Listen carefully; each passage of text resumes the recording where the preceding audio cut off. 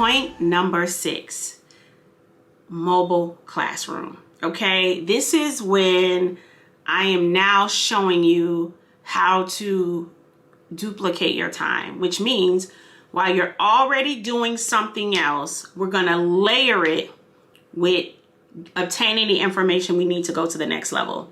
So I want you to identify where you need to grow. If that's learning about financing as you're getting into entrepreneurship, if it's learning about the niche that you want to get into, if it's learning about time management, if it's learning about discipline, whatever you feel is your hiccup, whatever you feel is your hesitation, right? You know, when the transmission is going out in a vehicle, you hit the gas, but it doesn't go. There's a stutter step, there's a hesitation, and then you know then that something is wrong. And the most integral part of the vehicle may be at risk, right? So this is where you have to learn how your engine works, what is preventing you from moving forward. Maybe it's insecurity.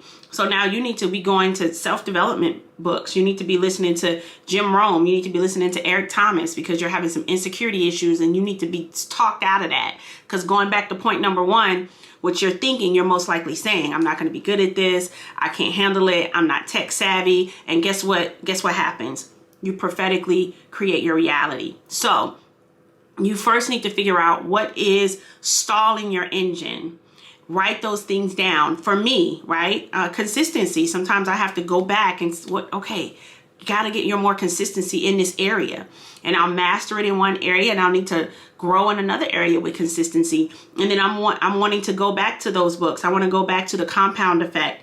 I want to go back to The Power of Habit. I want to go back to these books and I want to reread them or re-listen to them from audiobooks. And I want to make sure that I have indoctrinated myself with this information, not just heard this information. And this is when I use the mobile classroom effect. And what I'm saying is going to bleed into my next tip, which you're going to love that one too, is when you're in your car, you should be listening to an audiobook or you should be listening to a podcast. If you're cleaning, audiobook, podcast. If you're cooking, audiobook, podcast. If you're having lunch at work, you need to be listening or reading a book. You need to be rewatching that class or virtual mentorship that you haven't really tapped into. So what I'm saying is, while you're doing anything where all your brain needs to do is that one thing, which is just drive or just cook or just clean or just eat, layer it with learning. Layer it with learning. This is probably the most effective thing that I did that sped up my time and I was able to blow past my competition because I was always learning. And I didn't say I didn't have time to learn.